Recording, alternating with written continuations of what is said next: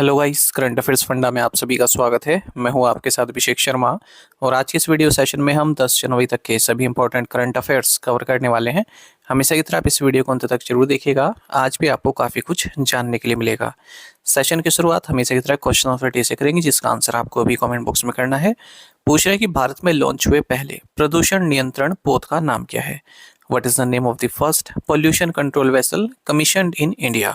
Options हैं ICGS समुद्र शक्ति, ICGS समुद्र प्रताप, ICGS समुद्र रक्षक या फिर ICGS समुद्र सुरक्षा। जल्दी से आंसर कर दीजिए, फिर हम आगे बढ़ते हैं। और अगर आप इस वीडियो सेशन की PDF चाहते हैं तो करंट अफेयर्स फंड ऐप पर आपको मिल जाएगी। ऐप का लिंक वीडियो के डिस्क्रिप्शन में दिया गया है और फर्स्ट कमेंट में भी पिन कर दिया गया है। उस लिंक पर क्लिक कीजिए और ऐप को इंस्टॉल कीजिए। लॉगिन करने के बाद आप PDF प्राप्त कर पाएंगे। केवल इसी वीडियो सेशन की नहीं, बल्कि जो भी हमारे वीकली या फिर मंथली वीडियो सेशंस आते हैं, सभी की PDF आपको करंट अफेयर्स फंड ऐप पर ही मिलेगी। फिलहाल आप जल्दी से इस क्वेश्चन का आंसर कर दीजिए, फिर हम आगे बढ़ेंगे।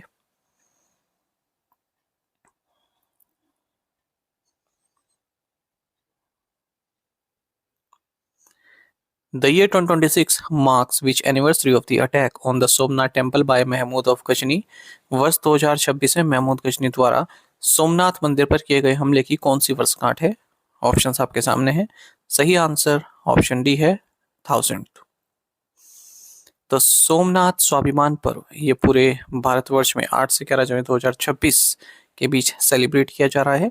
और सोमनाथ टेम्पल की जो एंड्यूरिंग स्पिरिट है उसको हम सराह रहे हैं, कॉमेमोरेट कर रहे हैं।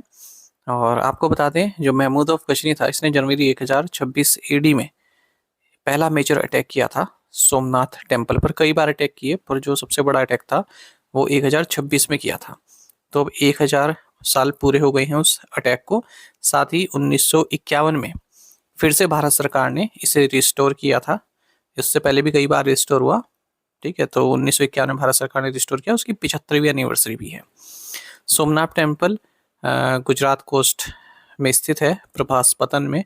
और ऐसा कहा जाता है कि जो 12 शिव ज्योतिर्लिंग हैं उनमें से पहला ज्योतिर्लिंग सोमनाथ ही है। ऐसा शिव पुराण और 12 ज्योतिर्लिंग स्तोत्र में बताया गया है। किंग भीमदेव फर्स्ट ये सोलंकी डायनेस्टी से रहे। इन्होंने सबसे पहले इस टेम्पल को बनाया था महमूद ऑफ गजनी के डिस्ट्रक्शन के बाद। और जो महमूद ऑफ गजनी ने सोमनाथ टेम्पल को डिस्ट्रक्ट किया था, इसके बारे में कहाँ से पता चलता है? अल बिरूनी के डॉक्यूमेंट से।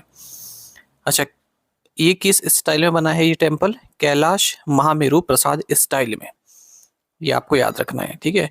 और जो फिलहाल टेम्पल हम देखते हैं सोमनाथ में, ये 7th एग्जिस्टिंग टेम्पल है। 7वीं बार इसको बनाया गया है। सरदार वल्लभ भाई पटेल ने इसका रिकंस्ट्रक्शन शुरू किया था 1947 में। और इस मंदिर की प्राण प्रतिष्ठा परफॉर्म की गई थी प्रेसिडेंट डॉक्टर राजेंद्र प्रसाद द्वारा 11 मई 1951 को। Who will be awarded Israel's highest civilian honor, the Israel Prize for Peace?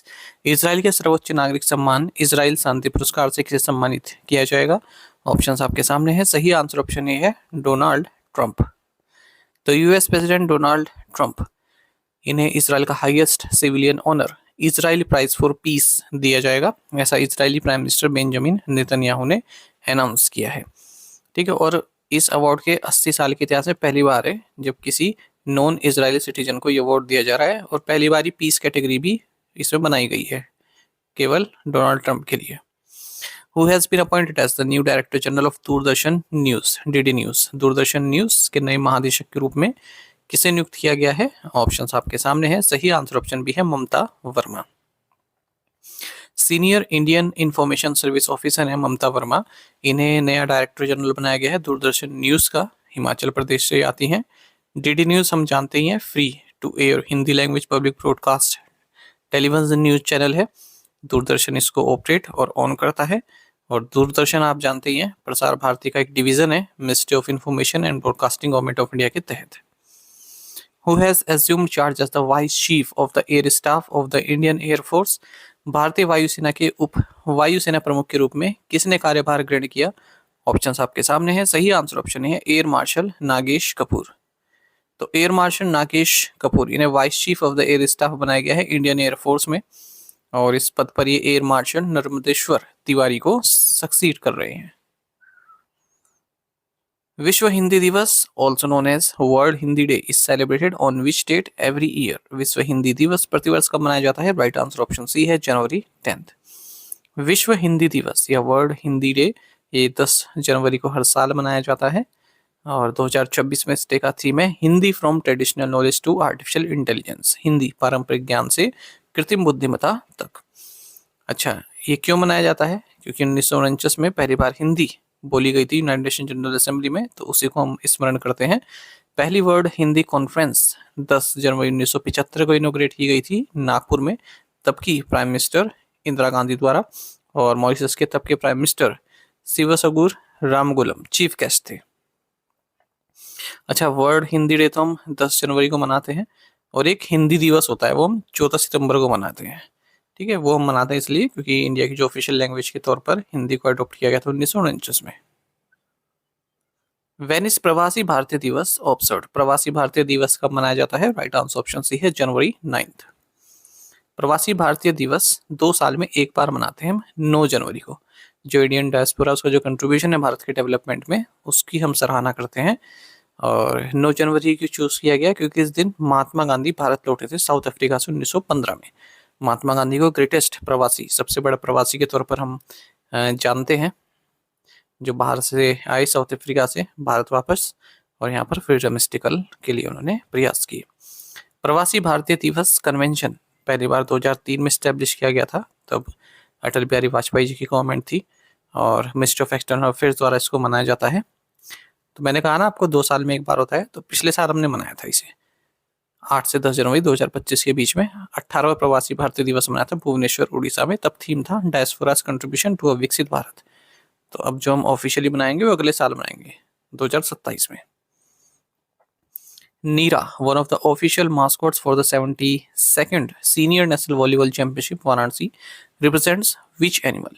Varanasi में आयोजित 72वीं सीनियर राष्ट्रीय वॉलीबॉल चैंपियनशिप के शुभंकरों में से एक नीरा निम्नलिखित में से किसका प्रतिनिधित्व करती है? राइट आंसर ऑप्शन डी है, गंगा डॉल्फिन। तो प्राइम मिनिस्टर नरेंद्र मोदी ने वाराणसी उत्तर प्रदेश में 72वीं सीनियर नेशनल वॉलीबॉल चैंपियनशिप का उद्घाटन किया है सीगरा स्टेडियम में। ऑफिशियल मास्कोट्स हैं इसके नंदू जो कि बुल है, और है नीरा जो कि गंगा डॉल्फिन है। Who has been reappointed as the chief coach of the Indian women's hockey team? भारतीय महिला हॉकी टीम के मुख्य कोच के रूप में किसे पुनः नियुक्त किया गया है? राइट आंसर ऑप्शन बी है, जोर्ड मेरिने। तो डचमैन यानी कि नीदरलैंड से हैं जोर्ड मेरिने, ये चीफ कोच बनाए गए हैं इंडियन वुमेन्स हॉकी टीम के। पहले भी रहे हैं इस पद पर 2017 से 2021 के बीच में। ठीक है, और काफी अच्छा इनका कार्यकाल रहा। 4th प्लेस पर हम रहे थे टोक्यो ओलंपिक गेम्स में, और इनको सपोर्ट किया जाएगा मैथियास विला के द्वारा, एनालिटिकल कोच हुए। Where has India's first government hospital based AI clinic been inaugurated. Bharat के पहले सरकारी अस्पताल आधारित एआई क्लिनिक का उद्घाटन कहाँ किया गया? राइट आंसर ऑप्शन सी है, government institute of medical sciences. India का first government hospital based artificial intelligence clinic inaugurate किया गया है government institute of medical sciences, greater Noida, Uttar Pradesh में। तो इस क्लिनिक में आर्टिफिशियल इंटेलिजेंस एल्गोरिदम को यूज किया जाएगा along with जेनेटिक स्क्रीनिंग, ताकि blood test, imaging scans, clinic data को एनालाइज किया जा सके, ताकि डायग्नोसिस और ट्रीटमेंट में आसानी हो। तो AI tool x rays, ultrasound, CT scans, MRI reports, lab investigations, उनको भी इंटरप्रेट करने में असिस्ट करेगा। Uttar Pradesh first state level Braille library section was inaugurated at which university. Uttar Pradesh के पहले राज्य स्तरीय ब्रेल पुस्तकालय खंड का उद्घाटन किस विश्वविद्यालय में किया गया? राइट आंसर ऑप्शन डी है, doctor Shakuntala Mishra national rehabilitation university. तो लुइस ब्रेल की बर्थ एनिवर्सरी के मौके पर उत्तर प्रदेश का first state level Braille library section इनोग्रेट किया गया है doctor Shakuntala Mishra national rehabilitation university में। स्वामी विवेकानंद सेंट्रल लाइब्रेरी के फर्स्ट फ्लोर पर यह स्थित है, और इस तरह से फर्स्ट स्टेट यूनिवर्सिटी यही है उत्तर प्रदेश में जिसने एक लाइब्रेरी सेक्शन बनाया है ब्रेल बुक्स के लिए।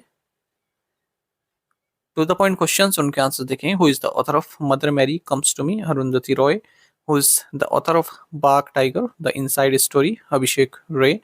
Who is the author of the outsider a मेमोir of misfits, Vir Das.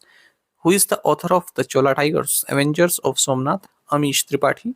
Goa chief minister Pramod Sawant launch the new addition of history that India ignored, a book authored by Prem Prakash. आप में से कई स्टूडेंट्स ने बिल्कुल सही आंसर किया, इस तरह से आप पार्टिसिपेट करते रहिए। टू द पॉइंट क्वेश्चन देख लेते हैं, इनके आंसर आपको भी करने हैं कमेंट बॉक्स में। Where is Mehrangarh fort? The Sangeet Kalanidhi award for 2025 has been awarded to renowned violinist who has become West Bengal's first female chief secretary, succeeding Manoj Pant, who launched Tax Pragya, an AI-led search and summarization platform for India's tax professionals, and who was recently conferred with the Nritya Kalanidhi Award for Excellence in Bharatanatyam during the 19th Dance Festival at the Music Academy, Chennai। इन पांचों questions के answer आपको comment box में करने हैं। यदि एक question का answer भी आता है वो भी आप हमें अवश्य बताइएगा। और यदि आप हमारे daily current affairs PDF, weekly PDF, monthly PDF और हर महीने के banking and economic awareness PDF चाहते हैं तो करंट अफेयर्स फंडा का 1 मेंबरशिप प्लान आप ज्वाइन कर सकते हैं, जिसका लिंक आपको वीडियो के डिस्क्रिप्शन में या फिर फर्स्ट कमेंट में मिल जाएगा। आपको बता दें, इस 1 मेंबरशिप प्लान के तहत जितना भी हमारा पीडीएफ कंटेंट है हम आपको 1 साल तक के लिए प्रोवाइड कराते हैं, जिसे आप डाउनलोड कर सकते हैं, प्रिंट आउट भी निकलवा सकते हैं। इसके लिए चाहे तो आप करंट अफेयर्स फंडा ऐप को यूज़ कर सकते हैं या फिर अपने लैपटॉप या सिस्टम की मदद से वेब लॉगिन भी कर सकते हैं। कोई भी आपका एग्जाम हो, बैंकिंग, एसएससी, रेलवे या फिर स्टेट पीसी, जहाँ पर भी जनरल अवेयरनेस या करंट अफेयर्स पूछे जाते हैं, सभी एग्जाम्स के लिए हमारे पीडीएफ कंटेंट काफ़ी यूजफुल है। इस पीडीएफ कोर्स में हम आपको RBI circulars, financial awareness, digital awareness, banking awareness, general economic awareness सब कुछ प्रोवाइड करा रहे हैं। आरबीआई सर्कुलर्स आपके मेंस एग्जामिनेशन में पूछ ले जाते हैं, आप खुद से ही पढ़ सकते हैं, आरबीआई की वेबसाइट पर अवेलेबल रहते हैं, पर वहाँ काफ़ी लेंदी होते हैं, आपको समय लग जाएगा। तो आप करंट अफेयर्स फंडा जो प्रोवाइड करा रहे हैं उन्हें पढ़ सकते हैं। हमने काफ़ी इजी लैंग्वेज में प्रोवाइड कराया है पीडीएफ फॉर्मेट में, वो भी एमसीक्यूज़ के साथ।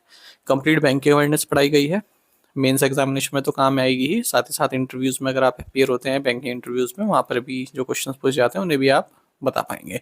इंडियन इकोनॉमी पढ़ाई गई है, कोई कोई स्टूडेंट्स होते हैं जो बैंकिंग के साथ साथ एसएससी, रेलवे, स्टेट पीसीएस की तैयारी करते हैं, तो वहाँ पर भी उन्हें हेल्प मिलेगी इंडियन इकोनॉमी सेक्शन के सॉल्व करने में। इंडियन इंश्योरेंस सेक्टर संबंधित जानकारी भी इसमें दी गई है, एक अलग से चैप्टर डेडिकेट किया गया है। इंश्योरेंस के बेसिक्स आपके वहाँ से क्लियर हो जाएंगे।